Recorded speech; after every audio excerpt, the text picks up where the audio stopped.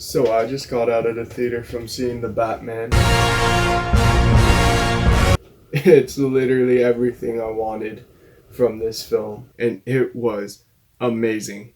The Batman is a dark, violent, mystery thriller film that obviously is about Batman, and it just really shows how far superhero films have come with a PG-13 rating. Like, this film is just crazy that it's rated PG-13 and can go this dark, this in-depth with its themes, with its mood, with everything, and how dark it really is. Not just obviously it looks dark, but how dark the film actually is.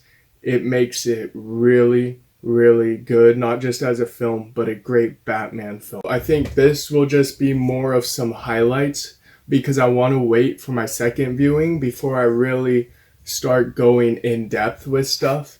But this will just be some more highlights of what I enjoyed and maybe a couple nitpicks here or there, but just some highlights. First off, Robert Pattinson's actually amazing in this. I know there's always some who's gonna play the next Batman, but Robert Pattinson's actually really, really good in this. Like, Ben Affleck will be my favorite Batman for certain reasons, but he definitely stands a candle to Ben Affleck, and I think he looks the part of Bruce Wayne really, really well. He might be even the best Bruce Wayne we've had, and his Batman is definitely phenomenal. Furthermore than just Patterson being Batman, it feels like an actual Batman film. Like I said earlier, it's a dark film.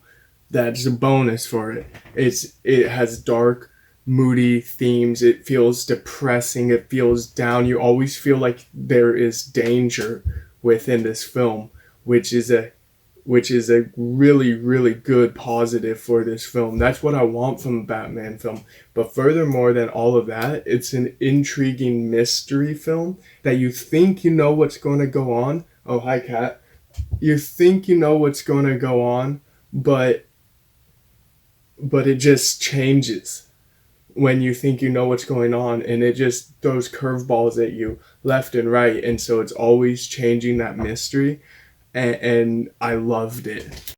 And even more than Patterson, while he's great at acting as the Batman, and it was great to see him, I think my favorite character in the film is definitely the Riddler. I think he was portrayed really, really well, and just really nice fresh breath of air for having a, I don't know how to describe this villain. He is menacing. He is scarier than any Batman villain we have seen. He feels like a threat, and he lingers around, and so in the back of your mind you know something bad's going to happen, but it's just, with him it makes it so much more scarier. The way they portray Riddler has so much character and personality to his character that it just really makes him unpredictable as a villain, which is great considering this is a mystery. And so when you have a villain that's making the mystery and he's unpredictable, that is what you want. It's so awesome. Furthermore, it is really good in the horror department. You don't feel safe in this film, and there are moments of actual terror. Like, I love horror movies, but walking into my house after watching this, I was more freaked out than when I watch horror films. That's how intense the horror can get in this film. So just a couple of nitpicks, just because, I'm going to go ahead and say a couple.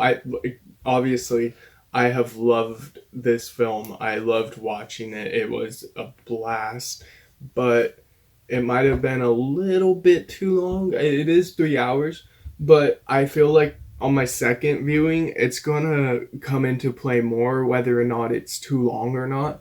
And that's when I'll definitely be able to tell is my second viewing. But for this viewing, I didn't feel like it was too long, but I felt like it was long. But I want that in-depth mystery long, drawn out. And so it worked for me, the length, but I can see it not working for some. Like I said, it is long, but to me it doesn't necessarily feel too long. But on my second viewing, I will for sure know whether or not it feels too long. The other couple of nitpicks I kind of have a little bit with the film is the dialogue between Catwoman and Batman can feel a little bit cheesy at times, and I get it. Well, because like looking back, I get it because it's definitely comic accurate the way they talk, but not always will comic dialogue work in film, and so I feel like at times it can be a little cheesy, a little too on the nose, bat in the cat, whatever. But that's just a nitpick. And then secondly, the ending was meh. It wasn't bad. It wasn't good. It was just meh.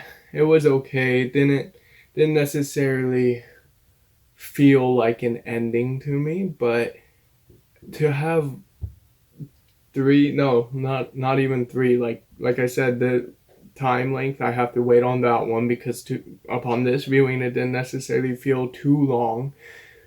The dialogue comic accurate, right? So that's good, but it does feel a little cheesy, so I guess that's fine as a nitpick. And thirdly, just the end being meh is not even a bad thing. It's okay. So in a 3-hour movie to have three complaints that you can definitely counter argue about, that just shows how good this film is. And I don't want to necessarily give it a rating yet because I think my second viewing will give a more solid opinion of what I would think. But if I had to right now, I would give it a 4.7. And I definitely think anyone that loves mysteries, anyone that loves Batman, anyone that loves comic book films definitely should see this film. Like, go out opening day. It is amazing to watch. It is amazing. I can say without a doubt, I loved the Batman.